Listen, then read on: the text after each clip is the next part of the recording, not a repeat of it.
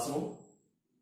In this session, we will discuss about Jordan's model. We discuss about Jordan's model. M. Jordan has also given a model on the line of Volta. He suggested that dividends are relevant and it will affect the value of the firm. Jordan says that dividends are relevant and it will affect the value of the firm. Jordan argues that investors prefer current dividend than future capital gains because dividends are more predictable than capital gains.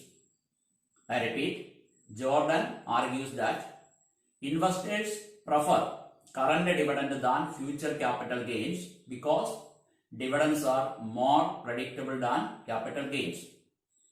Jordan's model is also known as bird-in-hand argument. Jordan's model is also known as bird-in-hand argument.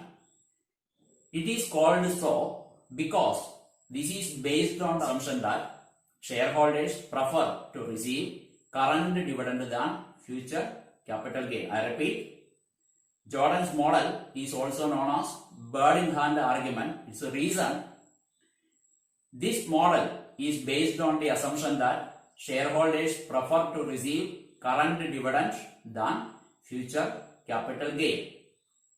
Then we discuss what are the basic assumptions of Jordan's model. First assumption, the firm is an all equity firm. First assumption, the firm is an all equity firm.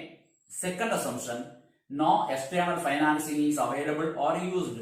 Retained earnings are the only source of finance. Third assumption, the rate of return on firm's investment R is constant. Then fourth assumption, the retention ratio B once decided upon is constant. Thus, the growth rate of the firm, growth rate represented by G is equal to B into R is also constant. Then fifth assumption, the cost of capital for the firm remains constant and it is greater than the growth rate. That is, KE is greater than B into R. Then sixth assumption, the firm has perpetual life. And the seventh assumption of this model, corporate taxes do not exist. These are the assumptions of this model. Then, under Jordan's model, market price of share is calculated as follows. P0 is equal to E into, within bracket, 1 minus B divided by KE minus BR.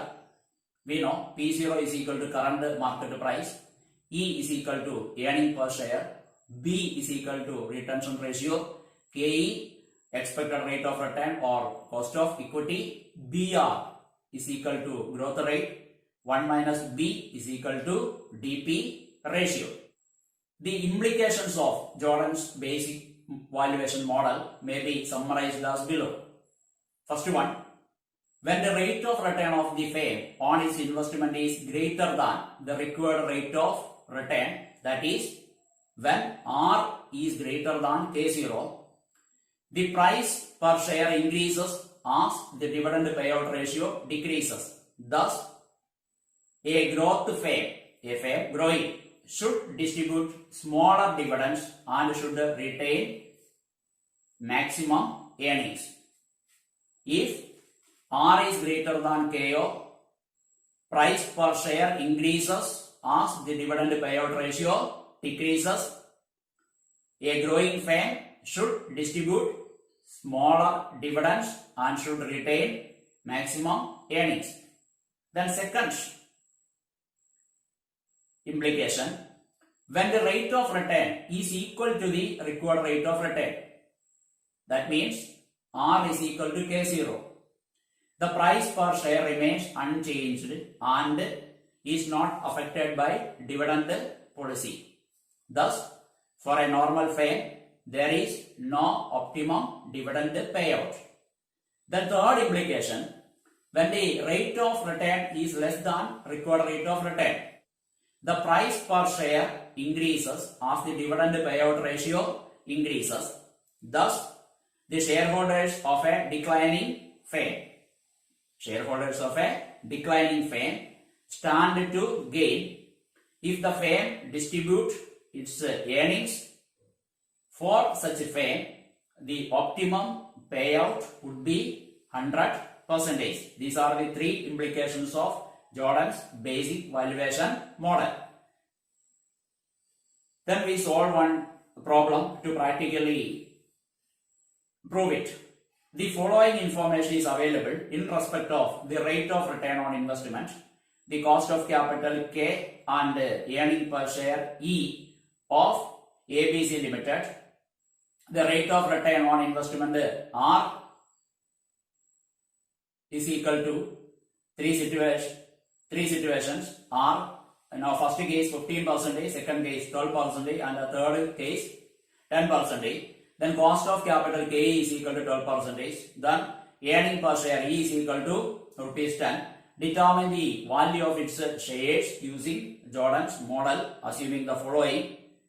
Then DP ratio, DP we know 1 minus B.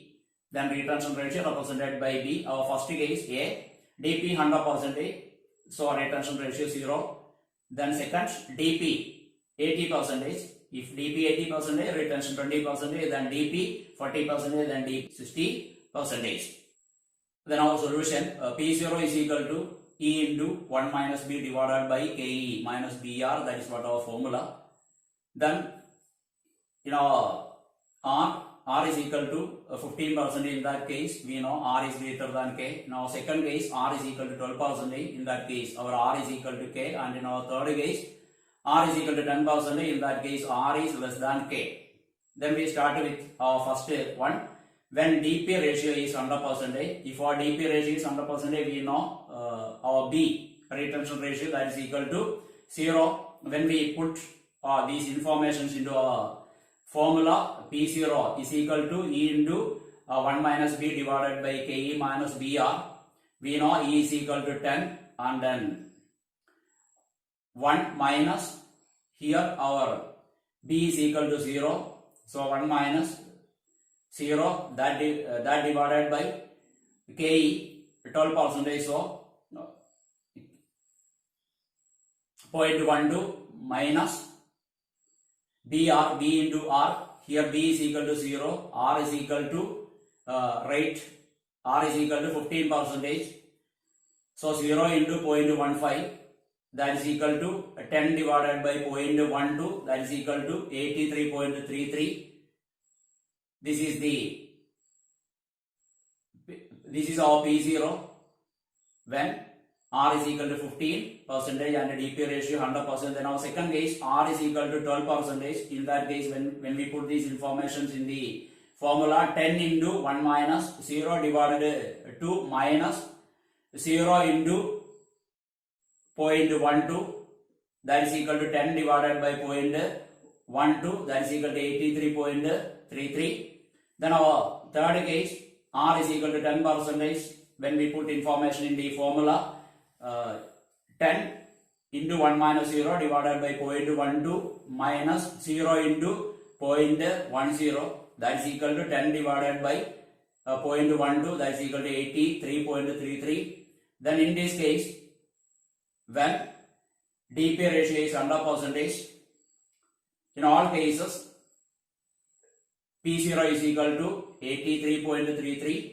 Then our second case, when DP ratio is 80%, when DP is 80%, our retention B is equal to 20%. When we put this information in the formula, our first one R is equal to 15%. R is equal to 15%. Then when we put information in the formula, 10 into 1 minus 0.20 divided by 0.12 minus 0.20 into 0.15, that is equal to 8 divided by 0.09, that is equal to 88.89. P0 in case of R 15% is equal to 88.89. In our second case, when R is equal to 12%, we put information in the formula 10 into 1 minus 0.20 divided by 0.12 minus 0.20 into 0.12, that is equal to 8 divided by 0.096, that comes to 83.33. P0 is equal to 83.33. Then our third case, R is equal to 10%. When we put information in the formula, 10 into 1 minus 0.20 divided by 0.12 minus 0.20 into 0.10, that is equal to 8 divided by 0.10, that is equal to rupees 80. Then our third case, when DP ratio is 40%, DP 40% means the retention ratio is equal to 60%. Our first case, R is equal to 15%. When we put information in the formula, 10 into 1 minus 0.60 divided by 0.12 minus 0.60 into 0.15, that is equal to 4 divided by 0.03, that is equal to 133.33. Then our R is equal to 12%. When we put this information, DP ratio 40% and B 60%, put information in the formula, we get a 10 into 1 minus 0.60 divided by 0.12 minus within bracket 0.60 into 0.12, that is equal to 4 divided by 0.048, that is equal to 83.33. Then our third one, R is equal to 10%. When we put information in the formula, 10 into 1 minus 0.60 divided by 0.12 minus 0.60 into 0.10, that is equal to 4 divided by 0.06, that is equal to 66.67. That is what the solution of this problem. Then we discuss about Jordan's revised model. Jordan's revised model. We know the basic assumption in Jordan's basic valuation model is that cost of capital K0 remains constant for a firm. That is not true in practice. The basic assumption of Jordan is valuation model, the cost of capital K0 remains constant for a firm, is not true in practice. Thus, Jordan revised his basic model to consider the risk and uncertainty. In the revised model, he suggested that even when R is equal to K0, dividend policy affects the value of shares on account of uncertainty of future. Shareholders discount future dividends at a higher rate than their discount near dividends. That is what Jordan's revised model says. I think the topics explained here is clear for all of you. We will meet again. Till then, goodbye.